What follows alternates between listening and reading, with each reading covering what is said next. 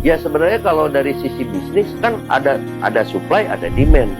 Dari sisi budidaya saya meyakini sudah selesai. Kalau ini kroto, sepanjang yang kicau mania dan mancing mania ini sudah nggak ada, berarti selesai permintaannya. Walaupun katanya di beberapa negara kami banyak kunjungan datang ke sini dari Thailand, dari Jerman untuk melakukan penelitian-penelitian yang katanya nanti ke depan bahwa nanti alternatif protein itu adanya di serangga.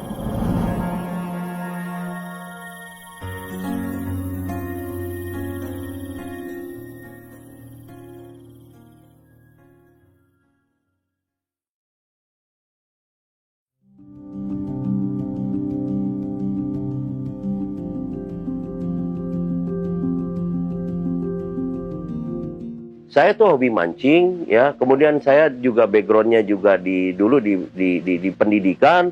Kita ngobrol-ngobrol sama teman. Kebetulan saya di IBIK, ya, Institut Bisnis Informatika Kesatuan Bogor. Kita dulu mau bikin apa nih? Oh, bikin semut deh. Ya memang pada saat itu kita kalaupun mau mancing cari kroto tuh nggak gampang, Kang. Gitu loh. Dapat pun kualitasnya kurang bagus, gitu loh. Nah itulah terinspirasi di situ. Itu tahun 2009. Terus saya riset dari mulai 10 toples, 20 toples, 100, 200, 300, sampai di 2014 itu meledak semuanya. Euforianya luar biasa dulu tuh, ya, euforianya luar biasa. Jadi pengawalan saya dulu memasuki itu riset itu 2009, masuk di 2014. 2014 naik itu bibit kebanyakan, permintaan bibit yang cukup tinggi. Itu belum selesai karena prinsipnya di usaha itu sebetulnya hanya 3, produksi, distribusi, konsumsi. Nah pada saat itu kita belum masuk ke arah sana. Jadi kebetulan memang budidaya semut terang ini kan memang belum banyak literaturnya. Belum banyak orang. Mungkin kalau budidaya lele sudah banyak. Budidaya gurame sudah banyak. Budidaya apalagi sudah banyak. Literaturnya sudah banyak. Ayam ataupun sapi. Nah sementara ini belum selesai. Nah baru setelah tahun 2009 itulah selesai. Bagaimana produksi ini kita buat. Dari mulai tadi yang saya jelaskan, dari morelak, sirkulasi, pakan, tetap ada di wilayah teritorial, suhu udara yang memang cukup, gitu loh, seperti itu. Distribusi, yaitu tadi, distribusinya banyak. Dari plasma yang bisa dibawa ke saya hasilnya. Dan saya distribusikan lagi kepada toko, kepada kicau mania, dan lain sebagainya. Konsumsinya yaitu tadi, kicau mania dan mancing mania. Kebetulan memang harga kroto yang saya jual, di pasaran harga kroto itu adalah 1 juta. 1 kilo. Nah, coba bedanya di mana nih kroto budidaya? Dibilangnya kroto budidaya itu adalah kroto super. Beda dengan alam. Kalau di alam, dia kekuatannya hanya 1, 2, 3 hari. Kalau kami bisa 2 minggu, bisa 3 minggu untuk di dalam disimpan di dalam kulkas. Dan bisa seperti beras gitu loh. Nah, kebetulan farm saya di sini namanya Krotobon. Gitu. Saya sih bukan kepedean ya. Mungkin pertama awal yang memang masuk TV-TV nasional yang mempublikasikan budidaya ini adalah saya, Krotobon. Di mana tagline-nya jelas, bersatu kita teguh, berkoloni kita tangguh. Nah pada saat itu euforianya hanya bibit aja. Belum selesai pada dihilirisasi. Nah itulah melalui perjalanan-perjalanan itu. Kita ikut pameran, kita ikut mengedukasi orang. Ya bagaimana bedanya kroto super dengan kroto alam. Ya apa kandungannya sudah selesai di dalam kroto saya itu apa aja kandungannya, proteinnya ada banyak lah ya, saya lupa lagi itu kerjasama dengan beberapa perguruan tinggi ya untuk mahasiswanya mau meneliti budidaya semut terang ini yang dipandu oleh saya.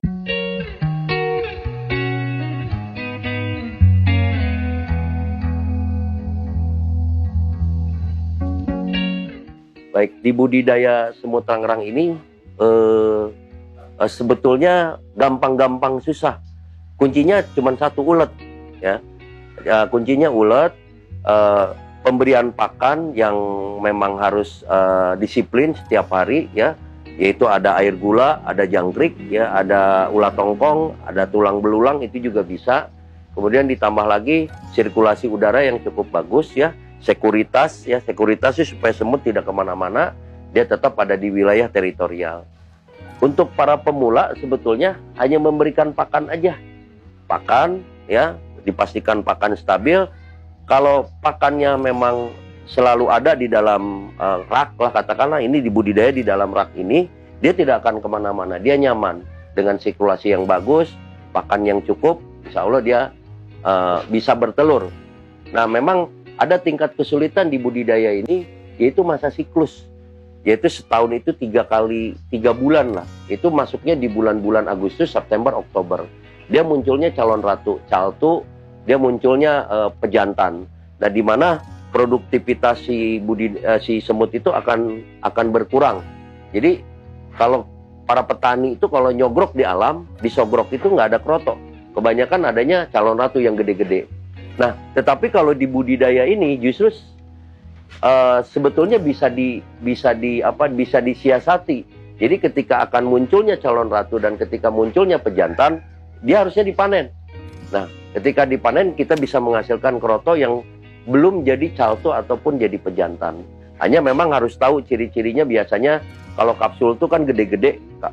Nah, itu sebelum membesar kita sudah panen. Kalau yang pejantan dari telurnya itu ada titik hitam. Nah, sebelum dia memetamorfosis menjadi semut pejantan, kita sudah panen. Nah, itu biasanya di situ ada tingkat-tingkat kesulitan. Semut ini predator, top predator, dia tidak punya hama. Ya, dia tidak punya hama, top predator. Jadi tidak ada yang mengalahkan dia kecuali siklus itu sendiri. Ya, semut jenis yang kita budidaya ini adalah Ochia pilia sama ragina, yaitu kalau bahasa Inggris Weper ant gitu, semut penenun. Kalau di kita di Bogor semut sirem rarangge, kalau di Sumatera dibilangnya kerenggo, kalau di Jawa rangrang, kayak gitulah ya. Jadi ini yang dibudidaya oleh kita sebetulnya, dimana memang untuk yang tadi saya bilang untuk para kicau mania dan mancing mania. Di mana budidaya semut rangrang ini pasca panen itu antara di 21 harian dia ada sekitar panen itu. Jadi bisa dibuat 2 bulan itu 3 kali panen biasanya.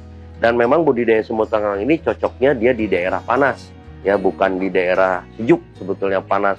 Karena nenek moyangnya sendiri juga memang kan dia di daerah panas ya, di Afrika, dan habitat semut rangrang itu hidup di kawasan pesisir, biasanya pesisir, pantai dan lain sebagainya.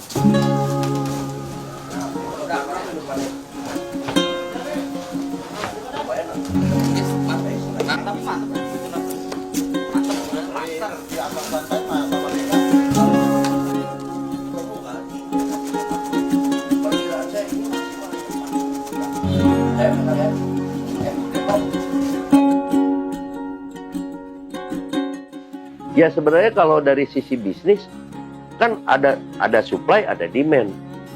Ada yang beli dan dengan harga sekian ada yang mau. Berarti kan masuk bisnis, ya kan? Dari sisi budidaya saya meyakini sudah selesai. Gitu loh. Dengan treatment tadi ya. Secara potensi ke depan, ya kalau ini kroto sepanjang yang kicau mania dan mancing mania ini sudah nggak ada, berarti selesai permintaannya. Walaupun katanya di beberapa negara kami banyak kunjungan datang ke sini dari Thailand, dari Jerman untuk melakukan penelitian yang katanya nanti ke depan bahwa nanti alternatif protein itu adanya di serangga. Gitu, seperti itu. Tapi kalau di Indonesia sepanjang kicau mania dan mancing mania masih tetap ada, ini potensinya masih luar biasa. Sekarang saya kasih simulasi. Kota Bogor dan Kota Bogor Raya itu ada 100 toko pakan mancing dan kicau. Rata-rata mereka menghabiskan rata-rata paling banyak katakanlah 1 kilo atau setengah kilo. Kalau 1 kilo berarti 100 kilo per hari untuk Kota Bogor. Saya belum bicara Depok, saya belum bicara Bekasi, saya belum bicara Jakarta, kota-kota yang belum bicara kota-kota kecil seperti Citayam, Cibinong. Itu permintaannya sungguh luar biasa, kan. Ini hobi masalahnya. Biasanya kalau sistem kemitraan kita kasih pelatihan, kita kasih ilmu, kita kasih pemahaman ya tentang budidaya ini, silakan. Maksimal itu rata-rata hanya 100 bibit mereka untuk pemula. Saya sering kasih pengertian. Semua yang kita memulai sebuah usaha itu awalnya harus diriset dulu, yang kecil dulu, jangan yang besar-besar, diuji coba dulu. Sehingga paham, sehingga tahu apa yang dimau. Mau budidaya semut, mau, tahu, makanya saya mau. Mau budidaya semut, nggak mau, tahu, makanya Saya nggak mau karena saya tahu. Jadi tahu apa yang dimau, bukan katanya. Jadi objektif ilmiah, lain ecek jeung ecek. Nih contoh, kebanyakan orang lagi rame nih, batu aki dulu kan Euphoriono, batu aki kabeh. Lele kabeh. Gurame kabeh. Cirem kabeh. Nah makanya di sini perlu itu loh, aya riset. Nah makanya ti 100 heula. Nggak bisa panen pertama, panen kedua, panen ketiga. Nah setelah pasca panen seperti apa baru gitu loh, masuk ke ranah yang lebih besar, bertahap. Itu yang kita pengen. Nah akhirnya karena banyak janji-janji manis, oh di budidaya teh oh gampang akhirnya banyak yang kecewa. Pada prinsipnya usaha mah teu salah. Nu salah teh jelemana.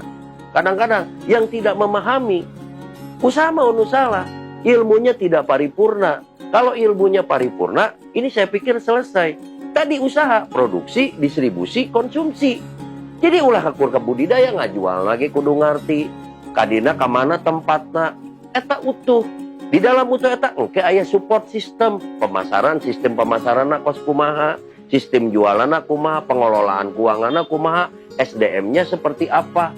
Ya yang harus mumpuni, yang harus nonteng ngarana menjiwai. Jadi lamun gerasak garusuk, mental gerasak gurusuk hayang buru-buru, hayang cepet-cepet ada hasil, nggak bisa. Ini 21 hari, sebulan teh 2 bulan teh 3 kali dia panen. Tidak bisa dipaksa, oh hayang besok panen tiap hari, nggak bisa. Apalagi semut bulan-bulan sekarang nih, di bulan apa nih sekarang, bulan Septembernya 2021 itu sampai Oktober itu masuk masa siklus di mana jenuh, di mana memang semut ini ada yang bisa dipanen tapi tidak banyak. Makanya populasi di alam sendiri untuk wilayah Jawa itu hampir sekarang itu dipastikan tidak ada kroto, karena krotonya gede-gede. Adanya di wilayah Sumatera, di wilayah Kalimantan. Kenapa? Sumatera dan Kalimantan hutannya masih banyak. Jadi pasokan kroto yang kecil-kecilnya masih ada. Sementara di Jawa itu sudah semakin berkurang. Nah itu para pembudidaya harus paham. Gitu pada posisi-posisi seperti ini. Itulah yang harus paripurna. Jadi kita tahu budidaya semut rangrang ini awalnya kudu di mana. Tahapan-tahapannya. Objektif ilmiah. Nah kebanyakan begitu. Ini pengalaman saya Kang. Dulu ya banyak euforia bibit ya, pesanan bibit ini. Karena ilmunya belum selesai. Akhirnya banyak yang kecewa.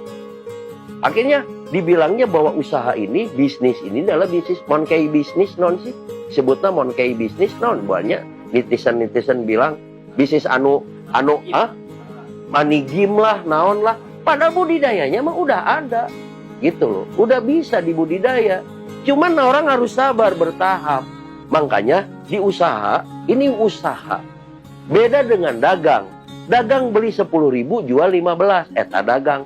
Usaha mah memang harus leken, harus punya mental, sabar, disiplin, ya kan, leken, ya kan. Ini kan ada proses di sini. Tidak bisa sekarang kita bikin sekarang semut, isu kan mau besok mau 10 kilo, 20 kilo nggak bisa. Di sini ada proses, yaitu tadi tahapannya dia harus paham dulu. Nah kebanyakan usaha itu kejeblosnya di situ, itu.